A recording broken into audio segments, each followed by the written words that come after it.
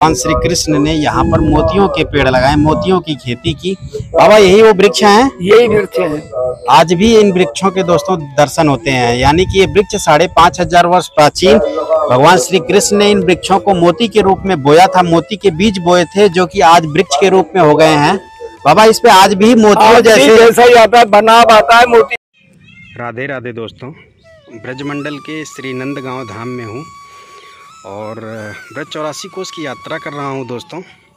अभी जिस स्थान पर मैं हूँ दोस्तों, जिस स्थान के दर्शन कराने के लिए आया हूँ, इस स्थान का नाम है दोस्तों मोती कुंड। ये आप देखें, ये मोती कुंड का सरोवर है दोस्तों, और यहाँ की संपूर्ण लीला का वर्णन भी करेंगे और यहाँ का संपूर्ण दर्शन भी कराएंगे दोस्तों। और सामने अगर देखें तो नंदगांव आपको नज़र आ रहा होगा दोस्तों। नंदीश्वर पर्वत सामने दिख रहा है। नंदीश्वर पर्वत के शिखर पर नंद बाबा का महल है। भगवान श्री कृष्ण का द्वापर युग का घर है दोस्तों। धुंध है, इस वजह से स्पष्ट नहीं दिखाई दे रहा है। और वहाँ से नंदगांव नंदीश्वर पर्वत से मात्र 500 मीटर की दूरी पर यह स्थान मौजूद है दोस्तों, जिसे मोती कुंड के नाम से जाना जाता है। और यहाँ पर हम चलेंगे, आपको संपूर्ण दर्शन कराएंगे। बहुत ही रमणीय स्थान है, बहुत ही सुंदर स्थान है, प्रकृति की गोद में यह स्थान है दोस्तों। और यहाँ पर भगवान श्री कृष्ण की द्वापर युग में बड़ी ही सुंदर और अलौकिक और दिव्य लीला हुई थी दोस्तों। अलौकिक इसलिए क्योंकि किसान अपने खेतों में फसल उगाता है, लेकिन भगवान श्री कृष्ण ने इस स्थान पर मोतियों की खेती की थी। जी हाँ, वही मोती जो भगवान श्री कृष्ण राधा रानी हार में गूंथ करके पहना करते थे दोस्तों। उसी मोती की खेती भगवान श्री कृष्ण ने इस स्थान पर की थी दोस्तों, द्वापर युग में। वो सुंदर लीला का मैं वर्णन भी करूंगा, संपूर्ण लीला का। और जिन मोती के खेती की थी भगवान श्री कृष्ण ने, उनके वृक्ष आज भी यहाँ देखने को मिलते हैं। वो जो सामने आप वृक्ष देख रहे हैं दोस्तों, वो वही मोतियों के दिव्य वृक्ष हैं जिन्हें भगवान श्री कृष्ण ने द्वापर युग में बोया था। इन वृक्षों पर आज भी मोती जैसे फर लगते हैं दोस्तों। और यहाँ पर उन भक्तों को मोती भी मिलती हैं जिन पर भगवान श्री कृष्ण के कृपा होती है दोस्तों। जी हाँ, ऐसे कुछ ऐसे प्रमाण भी यहाँ मिले हैं कि कुछ भक्तों को यहाँ पर मोती साक्षात रूप में मोती मिले हैं दोस्तों। कहते हैं जिन भक्तों के ऊपर भगवान श्री कृष्ण की कृपा होती है, उन्हें यहाँ पर आज भी मोती मिलते हैं दोस्तों। और ये देखें, दिव्य मोती कुंड के आप दर्शन कर पा रहे हैं, ये आप दर्शन करें। और हम चल कर के आपको मंदिर में संपूर्ण दर्शन भी कराएंगे दोस्तों। और ये जो वृक्ष आप देख पा रहे हैं, ये वही मोती के वृक्ष हैं जिसे भगवान श्री कृष्ण ने द्वापर युग में बोया था दोस्तों अपने हाथों से।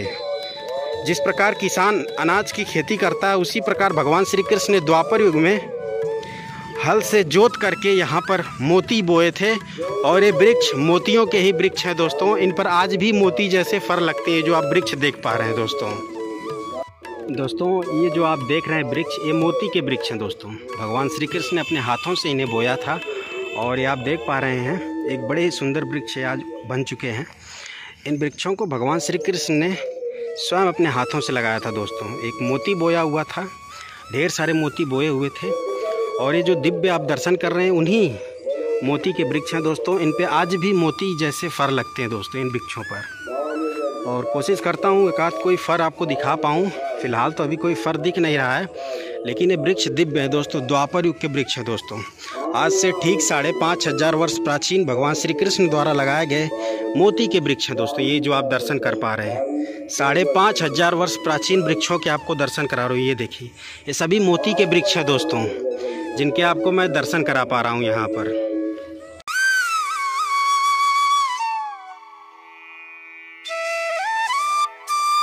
यह है दोस्तों मोती कुंड का प्राचीन मंदिर, ये आप देख पा रहे हैं। और यहाँ की प्राचीनता आज भी वही द्वापर युग की प्राचीनता है। मंदिर देखें आप, बिल्कुल प्राचीनतम जो है वास्तुकला का नमूना है दोस्तों, जैसा कि आप देख पा रहे हैं।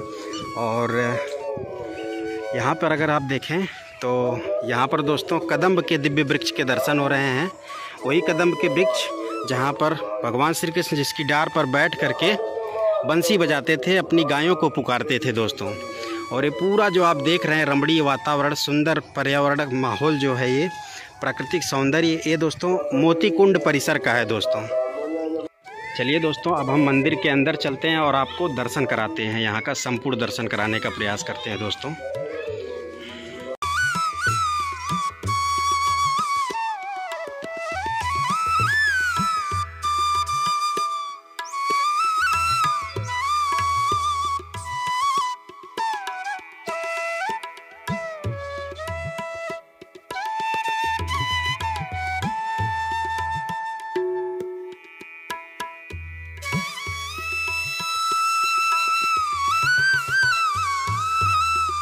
अभी दोस्तों हम मोती बिहारी मंदिर के प्रांगण में हैं और अगर आप देख पाएँ दोस्तों तो यहाँ की प्राचीनता अलौकिक है, दिव्य है दोस्तों।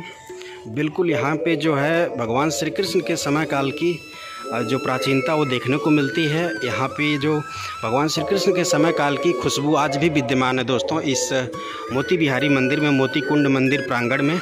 और यहाँ पे हवन कुंड के, दिव्य हवन कुंड के दर्शन हो रहे हैं दोस्तों। और सामने भगवान श्री कृष्ण राधा रानी के दिव्य विग्रह स्वरूप के भी दर्शन होते हैं दोस्तों। हम आपको मंदिर के दर्शन भी कराएंगे और यहाँ पे आप दर्शन करें तुलसी मैया के, वृंदा देवी के दिव्य दर्शन कर सकते हैं मंदिर प्रांगण में। और यहाँ पर भगवान भोलेनाथ के दिव्य दर्शन होते हैं दोस्तों। ये देखें, दिव्य भगवान भोलेनाथ के दर्शन आप यहाँ पर करें। भगवान भोलेनाथ के सपरिवार दिव्य दर्शन यहाँ पर हो रहे हैं। राधे राधे बाबा।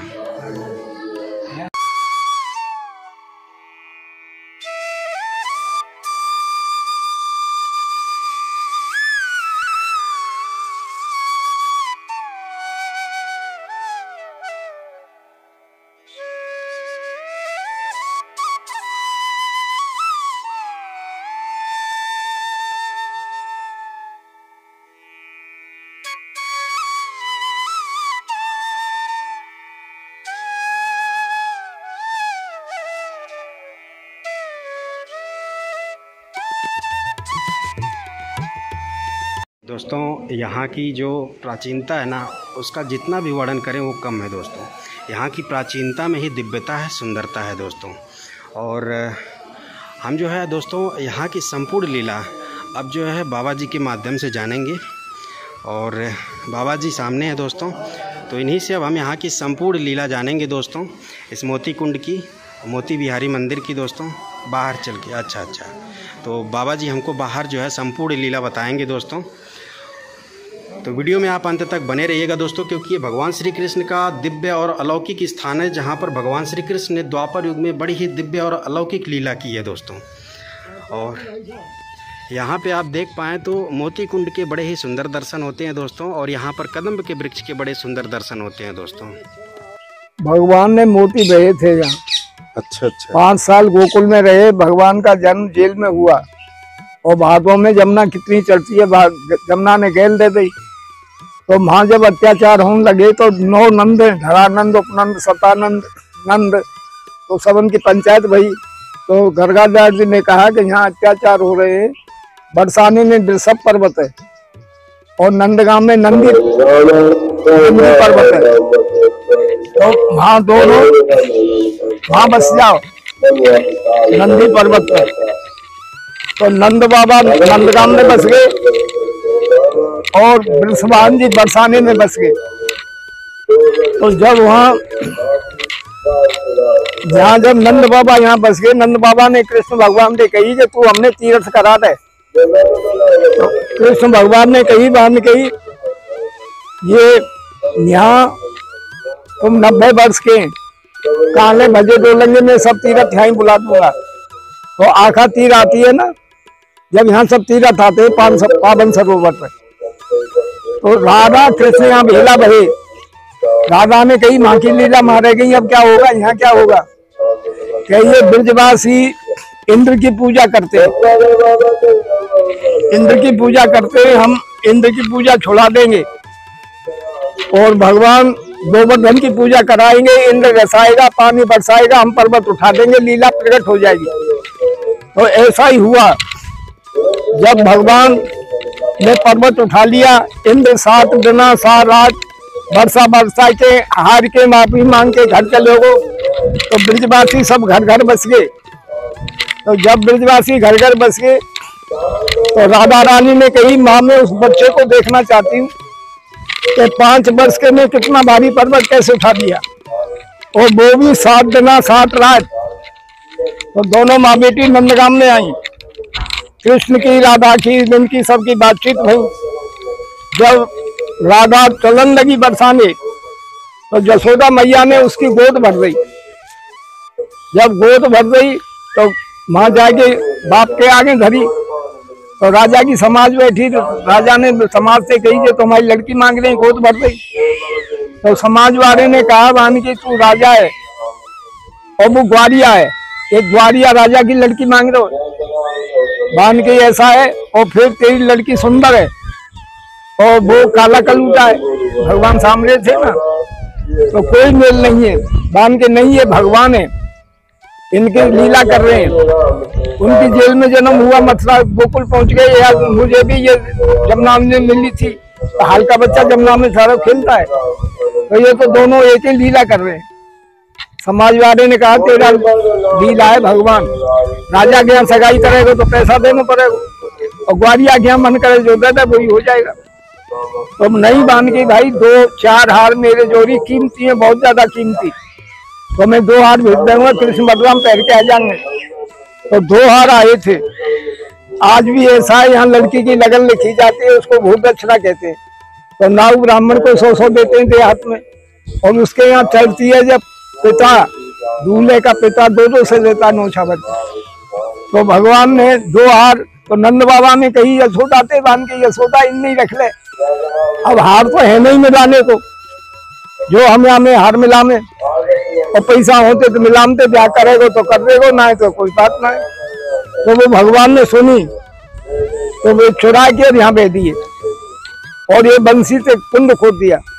ये वाला कुंड बंसी से खोदा बंसी का खुदा हुआ कुंड है। अच्छा अच्छा, इसे मोती कुंड बोलते हैं। यही मोती कुंड है। अच्छा अच्छा बाबा, अब जो भगवान श्री कृष्ण को वृषभानु बाबा ने मोती दिए थे ना, मोती के हार दिए थे, तो उसको यहाँ पर क्यों उन्होंने बो दिया? वे यूँ बो दिया कि नंद बाबा ने ये बात कही थी कि हार तो मिलाने को है नहीं, दूल्हे देते ना बेटा बारा मिलाता है, अब हार मिलाने को कहीं नहीं, बांध के इनने धरता, इन्हीं वापस कर देंगे, ब्याह करेगा तो कर दे दो, बांध के हमारे बस के हार तो है नहीं। तो भगवान ने सुनी, झट में यहाँ दे दिए। अच्छा, दे दिए सवेरे, वह नंद बाबा ने कही यशोदा हार मिला, इन्हें नाग ब्राह्मण विदा करें तो हार हो तो पावे, तो कृष्ण भगवान के जोड़ी गए, वहाँ गए, बांध के भाई मैया बाबा कैसे आए भाई, तेरे पास आए भाई, और ना तामत है मैंने, आप तू हरण जब कहा है, हरण नहीं बताता, हरण ने पूछ के आए, अरे अब तानी गोपी चोरी लगाती, गोकुल छोड़ दिया, आज माँ बाप चोरी लगा रहे, नंदगाम छोड़ देंगे, भर्ती हो पकड़वाओ। यशोदा ने कही बेटा तेरे ब्याह जाएगा, ब्याह तैयार का है बस की, या तो मैं अपने आप कर लूंगा। नंद बाबा यशोदा ने कही बांध के, हम 90 वर्ष के, हमारे बस की जाना है, तू 5 वर्ष को छोड़ा कैसे कर ले, तुमने 2 हार है मिलाने को, बांध के हार तो नहीं है भाई हमारे जोड़ी, और बांध के मैं 2 गाड़ी भेजूंगा तो क्या होगा कि ना। तो गोपी के पास बड़े थे, तो नंद बाबा ने काव की सांस ना आई, तो गोपी ने कही ललिता ने बांध के, बाबा ये गाड़ी गाड़ी चिल्ला रहे है, तुम 2 गाड़ी ले चलो, और बात जगह बता दे, वो इतने भारी जंगल में कहाँ देखे, कहाँ गए हम, कौन खेती नहीं होती है, मैं उनको बीन के माला बना के तुम्हें दे देंगे, तुम वापस कर देना। तो यहाँ 2 गाड़ी लेके आए थे, तो भगवान की माया 2 गाड़ी भेज दी। अच्छा, तो वो सभा बैठी, जब 2 गाड़ी पहुंची तो 2 गाड़ी मोती भेज दिए। हाँ, 2 गाड़ी मोती, मतलब जो मोती यहाँ उन्होंने बोए थे, उनमें से 2 गाड़ी मोती, उनमें से 2 गाड़ी मोती जो है निकल गया, माँ गया, मोती की जो खेती किए थे। अरे भगवान है बागी कमक दया है, तू अबाला में तुम्हें कमते कछु बना दे, किसी इंद्र बना दे, मान से क्या मोदी भी मान से, हम तुम भी मान से। बिल्कुल बिल्कुल बाबा, वो हिंदुस्तान का राजा बना रखा है, तो ये सब कर्म करे की बात है। हाँ, तो भगवान है, उसकी कौन गिनती कर सकता है। बिल्कुल बाबा, सही तो 2 गाड़ी जब वहाँ पहुंची, तो समाज से कही बाने राजा ने बान की जे कैसे ग्वालिया, हम राजा है, हमारे जोड़ी 4 हार थे, और 2 भेज दिए, 2 हमारे पास रह गए, इन हारों में वैसी गाड़ी कितने हार भर रहे, 1,00,000 2 लाख, कोई गिनती ना मानी, तुमने मेरी इज्जत कम करा दी। मैं बेटी बार 2 हार भेजे, मैं 8 दे तो हार तो बाबा है जानती, 2 हार दिए, 2 गाड़ी आई, मुझे 2-4 गाड़ी देनी चाहिए, और मेरी जोड़ी तो 2 आ रहे हैं, ये केक पटिक दो इन गाड़ी छुट्टी।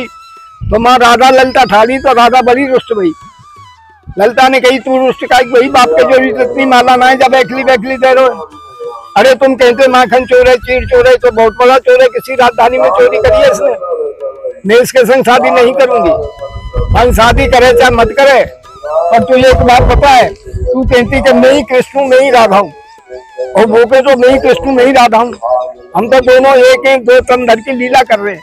तो बाने दिखा दे वो भगवान है, मोती भरे ठाड़े, और तू ही कृष्ण है, तू ही राधा है, तो बरसाने में कछु महिमा दिखा है, उन्हें हम तेरी नहीं मानेंगे, तेरी महिमा वैसी बिल्कुल वैसी। तो राधा रानी ने बरसाने में रतन कुंड पैदा किया, बातें कई कह गाड़ी बन 2 मोती दिख रही, भेजेगा कितनी, 2-4 भेजते, तो वहां से 4 गाड़ी रतन आई, तो वहां रतन कुंड है, यहाँ मोती कुंड है। ललिता ने कही मान के चल राधा तू भोली वाली है, वो मायाधारी है, कोई माया रस्ते वो संग आई यहाँ। तो बिनते कही राधा मैं तेरे संग शादी नहीं करूंगा, ले जाओ तुम। तो राधा नमस्ते कह के यहाँ ही रह गई और ललिता लेके चली गई। और शादी वही कृष्ण है वही राधा, शादी किससे करे भाई? वही तो कृष्ण है वही राधा, शादी किससे करे? और शादी भी है जैसे राम जन्म में भगवान जनक के कोई संतान नहीं थी, हर चलाया सीता निकली, उसके बाद में लड़की पैदा भई, जो संसार चलता है उसका नाम उर्मिला, जो राम जी को ब्याही। ऐसे ही इनके संतान नहीं थी। रावल गांव में जब राधा रानी पानी में मिल गई वृषभान जी को, उसके बाद में लड़की पैदा भई, उसका नाम राधा रखा, उसकी भांडीर वन में शादी हुई। ये कथा है यहाँ की। जी जी, ये थी संपूर्ण कथा यहाँ की। हाँ, ये भगवान दोस्तों बाबा जी ने यहाँ की संपूर्ण जो लीला थी द्वापर युग की वो बताया कि किस प्रकार भगवान श्री कृष्ण ने यहाँ पर मोतियों के पेड़ लगाए, मोतियों की खेती की। बाबा यही वो वृक्ष हैं? यही वृक्ष है। आज भी इन वृक्षों के दोस्तों दर्शन होते हैं, यानी कि ये वृक्ष 5,500 वर्ष प्राचीन भगवान श्री कृष्ण ने इन वृक्षों को मोती के रूप में बोया था, मोती के बीज बोए थे, जो कि आज वृक्ष के रूप में हो गए हैं। बाबा इस पे आज भी मोतियों जैसा ही आता है, बनाव आता है मोती का। भाई असली मोती तो है नहीं। हाँ, असली लीला तो जब ही थी जब भगवान थे। हाँ, पर ऐसा है कि वे मोती को कहते हैं बाबा की असली मोती भी मिलते हैं यहाँ पर उन भक्तों को जिन पर भगवान की कृपा होती है। देखो ऐसा है कि यहाँ जो रामायण 2000 की साल से चल रही है। अच्छा, ये रामायण? हाँ। अच्छा, और ज्योति 2000 की साल से अखंड चल रही है। अच्छा, गौशाला है, 15-20 आदमी हर वक्त रहते हैं, भगवान सबकी पार कर रहे हो। जिसकी कामना पूरी हो जाती है मोती को ले जाते हैं। अच्छा, कोई तो 1000 रुपया दे जाता है। अच्छा, एक मोती का। अच्छा अच्छा, तो वो उसको वहाँ घर में रखते हैं, तो वो मोती बनाता है। जी जी, मतलब तेरी आमदनी है 10 रुपए की। हाँ, रोज 10 रुपया कमाता है, 12 बल के। हाँ, तो बस 10 अपने रख ले, 2 के मोती खरीद ले। जी, ऐसे मोती बनाता है। जी जी, उसके संकट दूर रह जाते। एक मुंबई की थी, जी जी, और बहुत बड़ी सेठानी थी, वो संत कॉलोनी में रहती है। जी जी, तो यहाँ हमारे गुरुजी अब्बा में चले गए समाधि में। अच्छा अच्छा, 5-7 वर्ष पहली बात है। जी जी, तो वो रोमन लगी वहाँ पे लठामार हो रही पे 10वीं की होती है यहाँ। जी जी, बहन क्यों रो रही है? बहन के ऐसा से मेरी लड़की की शादी नहीं हो रही। बहन क्या बुरी है? बहन बुरी नहीं है। ऐसे बहुत मौजे मेरे बच्चा है, उन पे 4-4, 5-5 मील है, बहुत धनी है। ये गरीब को तो देना नहीं चाहते और अमीर को ले जाना है। बहन के क्यों? वो मंगली है, मंगला कोई गरीब तो मिलते हैं पर अमीर नहीं मिलता है। तो बहन चला यहाँ, तो उसने वो चढ़ा दिया। तुम जो होता है ना ऐसा बीज होता है, अच्छा, सूख जा 30वीं साल आता है भैया। जी जी, तो वो चढ़ा दिया और चढ़ा के वो घर को ले गई और लगा वैसा शादी करके पूना में उसको मील थे। और ऐसा आता सूख जाए तीसरे साल की हुए। अच्छा अच्छा, इसको ले जाके ठाकुर जी के पास में रखना, देखना तेरा काम चलता है या ना चलता है। अच्छा, ये मोती है? हाँ, ऐसा ही लगता है। ये सूख जाता है तीसरी साल। अच्छा अच्छा दोस्तों, ये बाबा जी ने मुझे दिया है, ये दिव्य मोती हैं इन वृक्ष के, जो भगवान श्री कृष्ण ने बोए थे। बाबा जी ने दिया है दोस्तों, इसको मैं संभाल करके रखूंगा अपने साथ। ठाकुर जी के पास में देख तेरा काम कैसा चलता है, इसमें खबर पड़ जाएगी। अच्छा अच्छा, ये भी दोस्तों आपने यहाँ के जो मुख्य पुजारी थे, पंडित जी थे, उनके माध्यम से यहाँ की संपूर्ण लीला जानी। और थोड़ा सा मैं भी बता देता हूँ दोस्तों, बाबा जी ने जो बताया वही है, उसमें कुछ अलग नहीं है, लेकिन मैं थोड़ा सा अपने शब्दों में भी बता देता हूँ कि आखिर यहाँ पर भगवान श्री कृष्ण ने किस प्रकार और क्यों मोती की खेती की।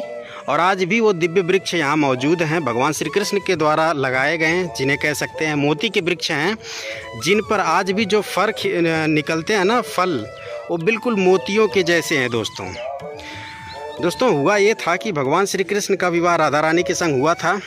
तो वृषभानु बाबा ने, यानी कि राधा रानी के पिताजी जो थे दोस्तों, उन्होंने क्या किया था कि भगवान श्री कृष्ण और बलराम जी के लिए 2 हार के मोती के हार भेजे थे दोस्तों, भगवान श्री कृष्ण और बलराम जी के लिए।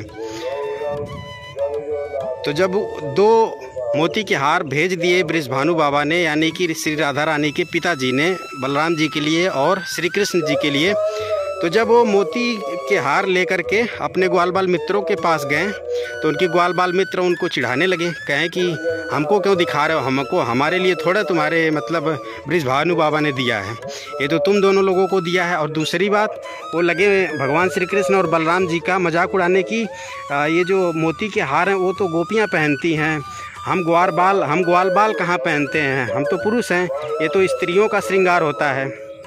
तो भगवान श्री कृष्ण ने सोचा कि हाँ ये बात तो सही है, बृषभानु बाबा ने सिर्फ 2 ही हार भिजवाए हैं, मेरे ग्वाल बाल मित्रों के लिए तो नहीं भिजवाया है। और दूसरी बात ये जो मोती के हार हैं ये गोपियों के लिए यानी कि स्त्रियों के श्रृंगार के लिए हैं। तो भगवान श्री कृष्ण इस स्थान पर आते हैं अपने दोनों हार को लेकर के, बलराम जी और भगवान श्री कृष्ण दोनों लोग आते हैं इस स्थान पर उस मोती के हार को लेकर के। और यहाँ पर आ कर के भगवान श्री कृष्ण क्या करते हैं, हल चलाने लगते हैं। और बलराम जी हल लेकर के आते हैं, भगवान श्री कृष्ण मोती के हार लेकर के आते हैं। और यहाँ पर भगवान श्री कृष्ण हल चलाने लगते हैं, हल चला करके यहाँ जुताई करने लगते हैं इसी स्थान पर दोस्तों। और तब तक बलराम जी चले जाते हैं घर नंदगांव। और इसके बाद होता क्या है कि यशोदा मैया, नंद बाबा और बृषभानु बाबा, कीर्ति मैया, इन सभी लोगों ने पूछा कि कन्हैया आखिर हैं कहाँ। तो बलराम जी ने बताया कि मैया वो तो मोती बो रहे हैं। तो इन लोगों को आश्चर्य हुआ। तो जब यहाँ पर सभी लोग आए, बृषभानु बाबा, नंद बाबा, यशोदा मैया, कीर्ति मैया, सभी लोग यहाँ पर आए तो देखा उन्होंने कि भगवान श्री कृष्ण हल जोत करके परिश्रम कर रहे हैं, यहाँ पर खेत बना रहे थे। तो उन्होंने पूछा कि आप क्या कर रहे हो, तो उन्होंने बताया हम मोती बो रहे हैं। तो उन्होंने कहा अरे मोती कैसे बो सकते हो आप।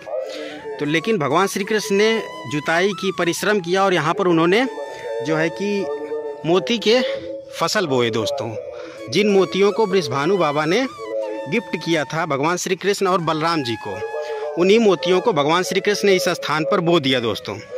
और इसके बाद यहाँ पर मोती के वृक्ष सच में दोस्तों उग आए। जैसा कि वो सामने आप जितने वृक्ष देख रहे हैं वो सभी भगवान श्री कृष्ण द्वारा बोए गए मोती के वृक्ष थे दोस्तों। और इसके बाद हुआ क्या कि भगवान श्री कृष्ण ने क्या किया कि यहाँ से कम 2 से 3 बैलगाड़ी मोती भर भर के बृषभानु बाबा के यहाँ भेजा और बोला कि आप राधा रानी को भी तैयार कर दीजिएगा इन्हीं मोतियों के हार से, और जितनी भी सखियाँ हैं राधा रानी की उन सभी के लिए मोतियों के हार बनवा दीजिएगा। दोस्तों ध्यान देने वाली बात ये है, दिव्य बात ये है कि जो मोती भगवान श्री कृष्ण ने उगाए थे, वो जो मोती थे वो दोस्तों बृषभानु बाबा द्वारा दिए गए मोती से भी दिव्य और उच्चतम क्वालिटी के थे दोस्तों, उच्चतम स्तर के थे। और बृषभानु बाबा ने फिर उन मोतियों की जांच भी करवाई जो भगवान श्री कृष्ण ने यहाँ से भिजवाए थे अपने खेती के माध्यम से इन वृक्षों पर उगे हुए मोतियों को। तो उन्होंने पाया कि जो मोती भगवान श्री कृष्ण ने भेजा था उस तरह की मोती बृषभानु बाबा के राजकोष में नहीं मिली दोस्तों, क्योंकि ये मोती भगवान श्री कृष्ण द्वारा उगाई गई बहुत ही सुंदर और बहुत ही दुर्लभ थी दोस्तों। और इसीलिए दोस्तों इस स्थान को मोती कुंड के नाम से जाना जाता है। यहाँ पर भगवान श्री कृष्ण मोती बिहारी जी के नाम से प्रसिद्ध हैं और इस कुंड को भगवान श्री कृष्ण ने अपने बंसी से प्रकट किया था दोस्तों। तो कुछ इसी प्रकार से भगवान श्री कृष्ण ने बैलगाड़ी भर भर के मोती यहाँ से भेजे थे बृषभानु बाबा के यहाँ, और राधा रानी के श्रृंगार के लिए, राधा रानी के अष्टसखियों के श्रृंगार के लिए। अब सोचिए बृषभानु बाबा ने सिर्फ 2 मोती के हार भेजे थे और उसके परिणाम में भगवान श्री कृष्ण ने बैलगाड़ी भर भर के मोती यहाँ से भेज दिए दोस्तों। जी हाँ, कुछ इस प्रकार की लीला थी, दिव्य लीला यहाँ की थी। कहते हैं यहाँ आज भी कुछ सच में मोती यहाँ मिलते हैं उन भक्तों को जिन पर भगवान श्री कृष्ण की दिव्य कृपा होती है। और ये मोतियों के वृक्ष हैं, इन पर आज भी मोती जैसे फर लगते हैं दोस्तों। बाकी पूरी लीला कैसी लगी कमेंट में बताइएगा। उम्मीद करता हूँ ये वीडियो आपको पसंद आई होगी दोस्तों। वीडियो को यहीं पे करते हैं समाप्त। जय श्री कृष्णा, जय श्री राधे, राधे राधे।